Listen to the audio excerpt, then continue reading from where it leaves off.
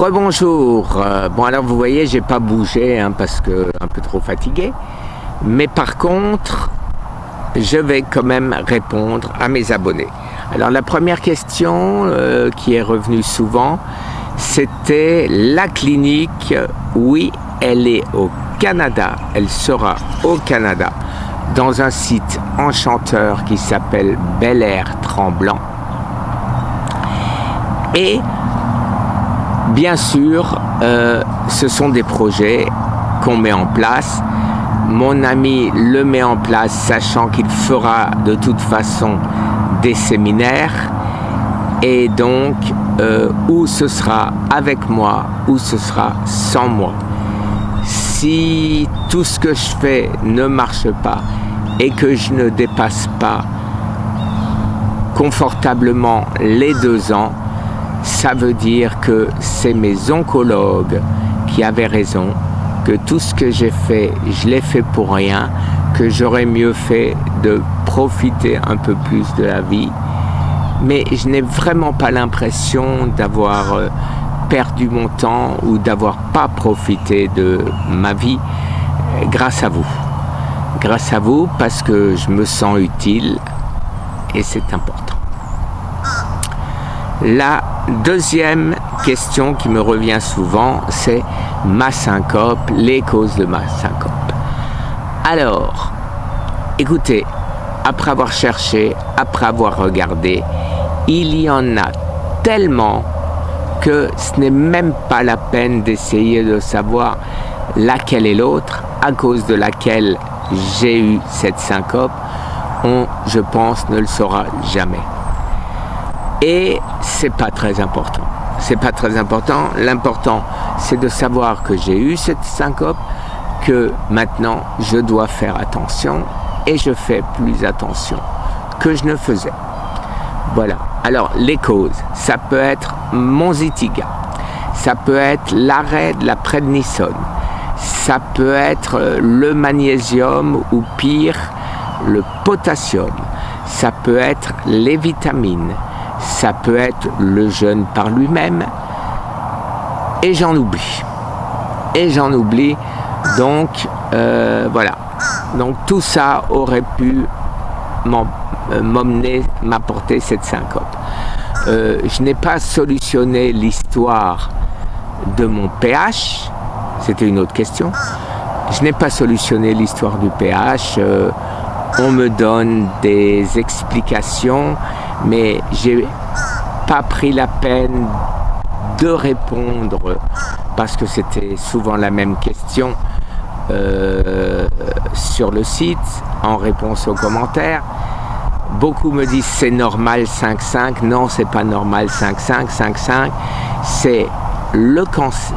Quand vous avez un cancer, vous avez un pH de votre urine à 5,5. En temps normal, vous avez un pH habituellement aux environs de 6,5 à 7,3 dans votre urine.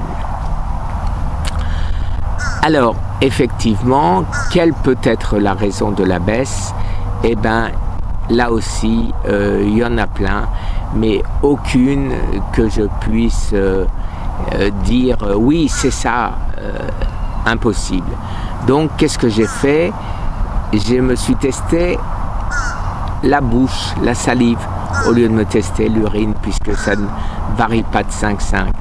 Et dans ma bouche, j'ai 6,5. Alors, un pH entre 5,5 et 6,5, c'est une différence énorme. La courbe est exponentielle, donc c'est énorme la différence.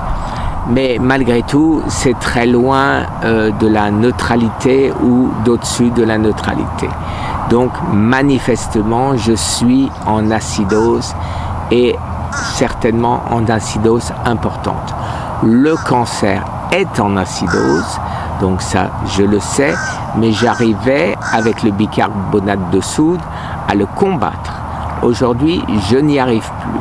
Vous voyez, dès ce matin, hop, un rayon de soleil, je suis au soleil, vitamine D1, et ça oxygène mon sang et donc ça alcalinise mon corps, donc à outrance.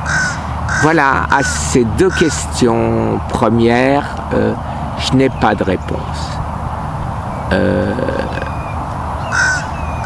Ouais, ça y est, je me suis perdu de nouveau, je me suis perdu. Bon, merci bien sûr à tous ceux qui me disent vous allez y arriver, Samouraï, les noms de la clinique à venir. Cette clinique viendra bien sûr que si je suis vivant. Autrement, elle ne mènerait à rien puisque tout le monde dirait ouais mais il est mort quand même. Donc ça ne servirait à rien. Mais malgré tout, je tiens à préciser que maintenant, je suis toujours en bonne santé. Si je n'avais pas commencé mon marathon de 40 jours qui va devenir 42, je serais toujours en parfaite santé. Alors, il y a quand même, je pense, beaucoup de gens qui sont en phase terminale comme moi et qui aimeraient être dans l'état où j'étais. Voilà, écoutez, à part ça, voilà. Alors, oui, troisième question, oui, une très grosse déception. Une très grosse déception parce que pas une réponse des autorités françaises, mais comme je l'ai déjà dit, on est en août et tout le monde dort. Et malgré tout, je pense que les médecins français, les oncologues français ne dorment pas. À part certains médecins qui m'ont écrit de manière fort sympathique, qui m'envoient des articles, qui essayent de me soutenir, qui m'aident, pas une réponse d'un oncologue. Alors ça, je trouve absolument fabuleux. Ces médecins se sont consacrés à soigner le cancer.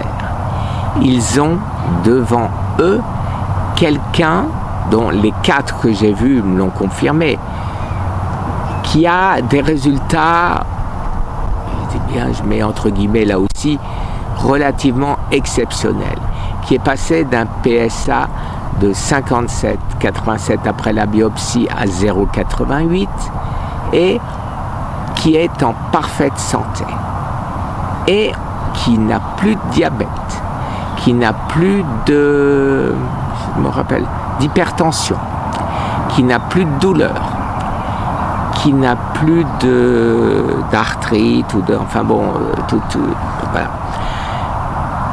qui va faire pipi normalement avec un cancer de la prostate, alors que mon oncologue m'avait dit c'est foutu, il n'y a plus rien à faire. Et tout le monde s'en fout. Mais où il est, où est la conscience professionnelle? Où ils sont médecins pour soigner, pour aider leurs patients. Mais je ne comprends pas. Franchement, je ne comprends pas. Rien d'autre à dire là-dessus. Voilà. Alors, les autres, j'aurais dû noter, vous voyez, parce que très fatigué et pas les idées claires. Et donc, les réponses aux autres commentaires, je m'en excuse, ce sera pour la prochaine fois. Par contre, une fois de plus, merci.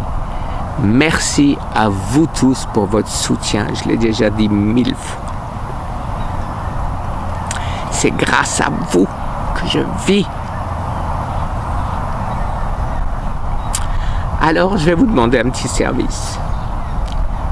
Il y en a certains d'entre vous qui me vous voient et qui me disent « Monsieur ». Alors, comment je commence mes vidéos? Par « Bonjour les amis ».